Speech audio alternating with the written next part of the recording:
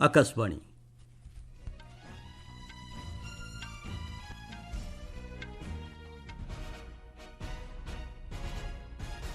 ସମ୍ବାଦ ପଢ଼ୁଛନ୍ତି ଉଦୟନାଥ ସ୍ୱାଇଁ। ଭାରତ ଏବଂ ନ୍ୟୁଜିଲାଣ୍ଡ ମଧ୍ୟରେ ଘନିଷ୍ଠ ଓ ବନ୍ଧୁତ୍ୱପୂର୍ଣ୍ଣ ସମ୍ପର୍କ ସୁଦୃଢ଼ ରହିଛି ବୋଲି କହିଲେ ରାଷ୍ଟ୍ରପତି। ପ୍ରଧାନମନ୍ତ୍ରୀ କହିଛନ୍ତି ପାରସ୍ପରିକ ସ୍ୱାର୍ଥ ସମ୍ବଳିତ ମୁକ୍ତ ବାଣିଜ୍ୟ ରାଜିନାମା ନେଇ ଭାରତ ଏବଂ ନ୍ୟୁଜିଲାଣ୍ଡ ମଧ୍ୟରେ ଆଲୋଚନା ହେବ। 2025-26 ବର୍ଷ ପାଇଁ ରେଳ ମନ୍ତ୍ରଣାଳୟର ଅନୁଦାନ ଦାବି ଲୋକସଭାରେ ଆଗତ। ବରିଷ୍ଠ ବିଜେପି ନେତା ତଥା ପୂର୍ବତନ କେନ୍ଦ୍ରମନ୍ତ୍ରୀ ଡକ୍ଟର ଦେବେନ୍ଦ୍ର ପ୍ରଧାନଙ୍କ ପରଲୋକ ଏବଂ କବାଡ଼ି ବିଶ୍ୱକପ୍ 2025 ପ୍ରତିଯୋଗିତାର ଗ୍ରୁପ୍ ପର୍ଯ୍ୟାୟ ମ୍ୟାଚ୍ରେ ଇଟାଲୀକୁ ପରାସ୍ତ କଲା ଭାରତ।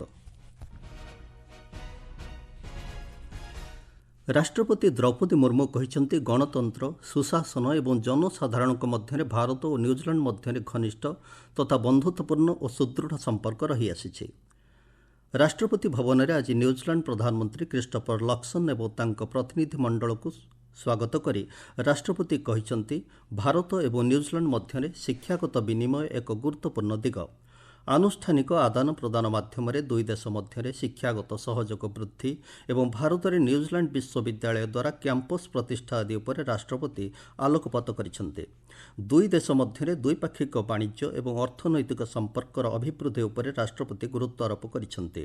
ନ୍ୟୁଜିଲାଣ୍ଡ ବିକାଶରେ ଭାରତୀୟ ସମ୍ପ୍ରଦାୟଙ୍କ ଅବଦାନକୁ ରାଷ୍ଟ୍ରପତି ଉଚ୍ଚ ପ୍ରଶଂସା କରିଥିଲେ। ଗତବର୍ଷ ଅଗଷ୍ଟ ମାସରେ ତାଙ୍କ ନ୍ୟୁଜିଲାଣ୍ଡ ଗସ୍ତର ସ୍ମୃତିକୁ ମନେ ପକାଇ ରାଷ୍ଟ୍ରପତି କହିଛନ୍ତି ନ୍ୟୁଜିଲାଣ୍ଡର ପ୍ରାକୃତିକ ସୌନ୍ଦର୍ଯ୍ୟ ଏବଂ ସେଠାକାର ଲୋକଙ୍କ ସାଂସ୍କୃତିକ ବିବିଧତା ତାଙ୍କ ମନରେ ଅବିସ୍ମରଣୀୟ ଛାପ ଛାଡ଼ିପାରିଛି। ଭାରତ ଏବଂ ନ୍ୟୁଜିଲାଣ୍ଡ ମଧ୍ୟରେ ପ୍ରତିରକ୍ଷା, ଶିକ୍ଷା, କ୍ରୀଡ଼ା, ଉଦ୍ୟାନ କୃଷି ଏବଂ ଜଙ୍ଗଲ ଆଦି କ୍ଷେତ୍ରରେ 5ଟି ଚୁକ୍ତିନାମା ସ୍ୱାକ୍ଷରିତ ହୋଇଛି। ଉଭୟ ପକ୍ଷ ମଧ୍ୟରେ ଅର୍ଥନୀତି କ୍ଷେତ୍ରର ପାରସ୍ପରିକ ସ୍ୱୀକୃତି ନେଇ ଏକ ରାଜିନାମା ହୋଇଛି। ଉଭୟ ଦେଶ ଏକ ମୁକ୍ତ ବାଣିଜ୍ୟ ରାଜିନାମା ଉପରେ ଆଲୋଚନା ଆରମ୍ଭ କରିବାର ଘୋଷଣା କରିଛନ୍ତି। ନ୍ୟୁଜିଲାଣ୍ଡ ଭାରତ ପ୍ରଶାନ୍ତ ମହାସାଗର ଅଞ୍ଚଳ କାର୍ଯ୍ୟକ୍ରମରେ ଯୋଗ ଦେବା ସହ ବିପର୍ଯ୍ୟୟ ପ୍ରତିରୋଧୀ ଭିତ୍ତିଭୂମି ମେଣ୍ଟର ସଦସ୍ୟ ହୋଇଛି। ପ୍ରଧାନମନ୍ତ୍ରୀ ନରେନ୍ଦ୍ର ମୋଦି ଆଜି ତାଙ୍କର ନ୍ୟୁଜିଲାଣ୍ଡ ପ୍ରତିପକ୍ଷ କ୍ରିଷ୍ଟୋଫର ଲକ୍ସନ୍ଙ୍କ ସହ ନୂଆଦିଲ୍ଲୀରେ କଥାବାର୍ତ୍ତା କରିଛନ୍ତି। ଭାରତ ଓ ନ୍ୟୁଜିଲାଣ୍ଡ ସମ୍ପର୍କର ବିଭିନ୍ନ ଦିଗ ସମ୍ପର୍କରେ ଆଲୋଚନାରେ ସ୍ଥାନ ପାଇଥିଲା। ପ୍ରେସ୍ ବିବୃତ୍ତିରେ ଶ୍ରୀ ମୋଦି କହିଛନ୍ତି ଉଭୟ ପକ୍ଷ ପ୍ରତିରକ୍ଷା ଓ ନିରାପତ୍ତା ଭାଗିଦାରୀକୁ ସଶକ୍ତ କରିବା ପାଇଁ ନିଷ୍ପତ୍ତି ନେଇଛନ୍ତି। ସେ କହିଛନ୍ତି ମିଳିତ ସମରାଭ୍ୟାସ, ପ୍ରଶିକ୍ଷଣ ଏବଂ ବନ୍ଦର ପରିଦର୍ଶନ ସହ ପ୍ରତିରକ୍ଷା ଶିଳ୍ପ କ୍ଷେତ୍ରର ପାରସ୍ପରିକ ସହଭାଗିତାର ପ୍ରସ୍ତୁତି ନେଇ ରୂପରେଖ ପ୍ରସ୍ତୁତ କରାଯିବ। ପ୍ରଧାନମନ୍ତ୍ରୀ କହିଛନ୍ତି ଉଭୟ ଦେଶ ମଧ୍ୟରେ ପାରସ୍ପରିକ ସ୍ୱାର୍ଥ ସମ୍ବଳିତ ମୁକ୍ତ ବାଣିଜ୍ୟ ଚୁକ୍ତିନାମା ନେଇ ଆଲୋଚନା ହେବ। ଏହା ପାରସ୍ପରିକ ବାଣିଜ୍ୟ ଓ ପୁଞ୍ଜିନିବେଶ କ୍ଷେତ୍ରକୁ ସଶକ୍ତ କରିବ। କ୍ରୀଡ଼ା କ୍ଷେତ୍ରରେ ପ୍ରଶିକ୍ଷଣ ଏବଂ ଖେଳାଳି ଅଦଳବଦଳ, କ୍ରୀଡ଼ା ବିଜ୍ଞାନ, ମନସ୍ତତ୍ତ୍ୱ ଏବଂ ଔଷଧ କ୍ଷେତ୍ରରେ ସହଭାଗିତା ଉପରେ ଉଭୟ ପକ୍ଷ ଗୁରୁତ୍ୱାରୋପ କରିଛନ୍ତି ବୋଲି ଶ୍ରୀ ମୋଦି କହିଛନ୍ତି। दोनों देशों के बीच एक परस्पर लाभकारी फ्री ट्रेड एग्रीमेंट पर नेगोशिएशन शुरू करने का निर्णय लिया गया है। इससे आपसी व्यापार और निवेश के पोटेंशियल को बढ़ावा मिलेगा। डेयरी, फूड प्रोसेसिंग और फार्मा जैसे क्षेत्रों में आपसी सहयोग और निवेश को प्रोत्साहित किया जाएगा। रिन्यूएबल एनर्जी और क्रिटिकल मिनरल क्षेत्रों में आपसी सहयोग को हमने प्राथमिकता दी है। ଆସନ୍ତା ବର୍ଷ ଉଭୟ ଦେଶ ମଧ୍ୟରେ କ୍ରୀଡ଼ା ସମ୍ପର୍କର ଶତବାର୍ଷିକୀ ପାଳନ କରାଯିବା ପାଇଁ ନିଷ୍ପତ୍ତି ହୋଇଛି ବୋଲି ପ୍ରଧାନମନ୍ତ୍ରୀ କହିଛନ୍ତି। ସେ କହିଛନ୍ତି ନ୍ୟୁଜିଲାଣ୍ଡରେ କିଛି ଅସାମାଜିକ ତତ୍ତ୍ୱଙ୍କ ଦ୍ୱାରା ସେଠାରେ ଭାରତ ବିରୋଧୀ କାର୍ଯ୍ୟକଳାପ ଜାରି ନେଇ ନ୍ୟୁଜିଲାଣ୍ଡକୁ ଅବଗତ କରାଯାଇଛି।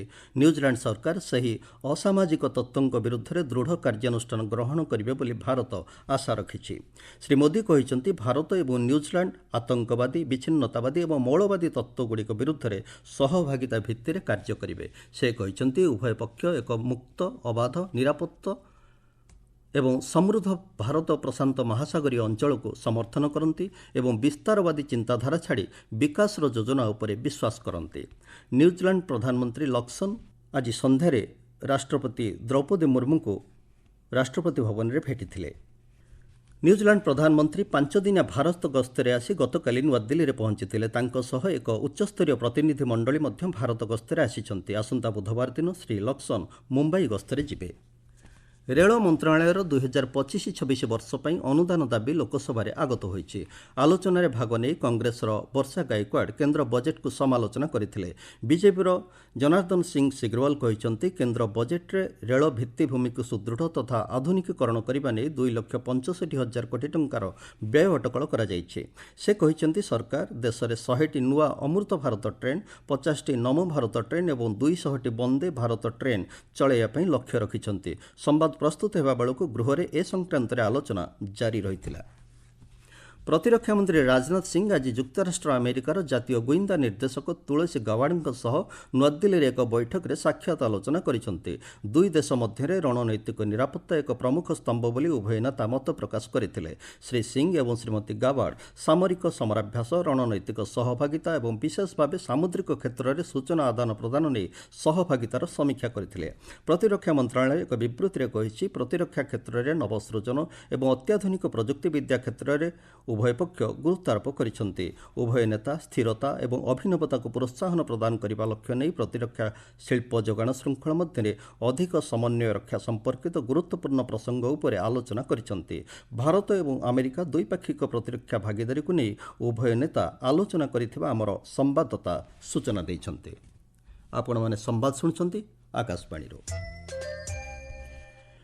ବରିଷ୍ଠ ବିଜେପି ନେତା ତଥା ପୂର୍ବତନ କେନ୍ଦ୍ରମନ୍ତ୍ରୀ ଡକ୍ଟର ଦେବେନ୍ଦ୍ର ପ୍ରଧାନଙ୍କର ଆଜି ନୂଆଦିଲ୍ଲୀରେ 84 ବର୍ଷ ବୟସରେ ପରଲୋକ ହୋଇଛି।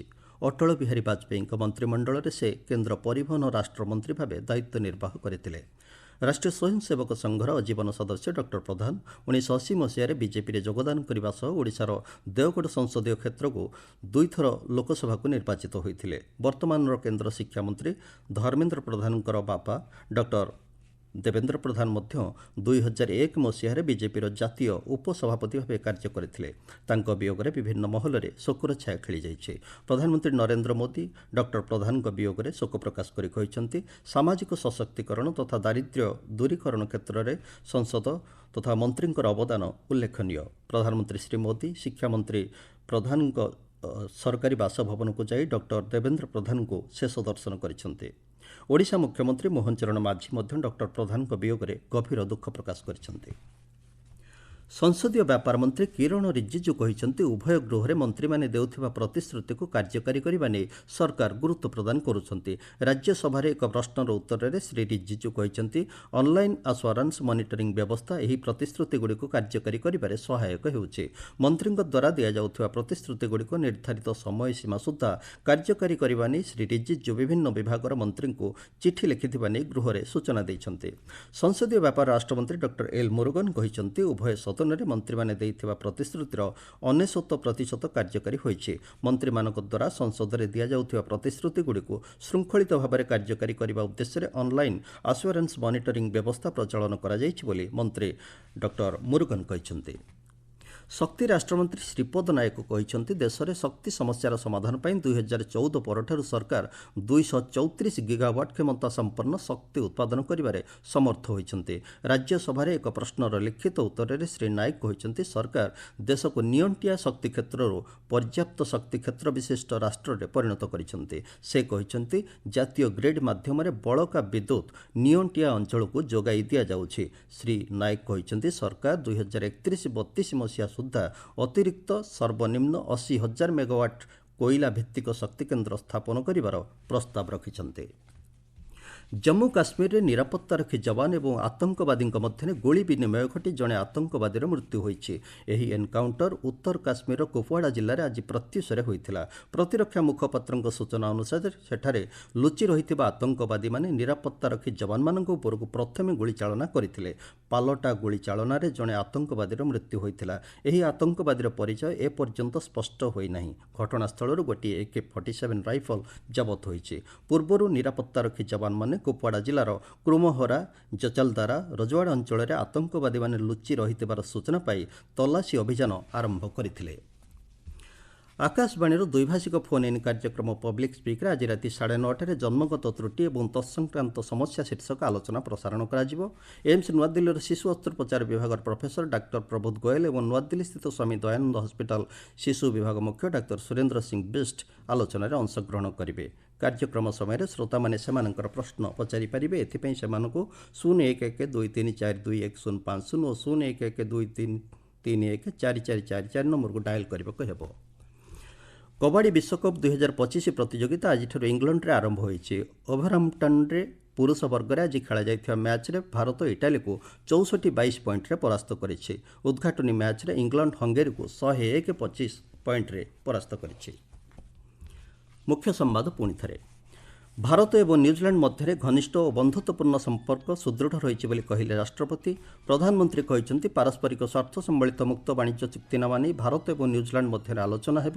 ବରିଷ୍ଠ ବିଜେପି ନେତା ତଥା ପୂର୍ବତନ କେନ୍ଦ୍ରମନ୍ତ୍ରୀ ଡକ୍ଟର ଦେବେନ୍ଦ୍ର ପ୍ରଧାନଙ୍କ ପରଲୋକ ଏବଂ କବାଡ଼ି ବିଶ୍ୱକପ୍ 2025 ପ୍ରତିଯୋଗିତାରେ ଗ୍ରୁପ୍ ପର୍ଯ୍ୟାୟ ମ୍ୟାଚ୍ରେ ଇଟାଲୀକୁ ପରାସ୍ତ କଲା ଭାରତ। ସମ୍ବାଦ ଶେଷ ହେଲା।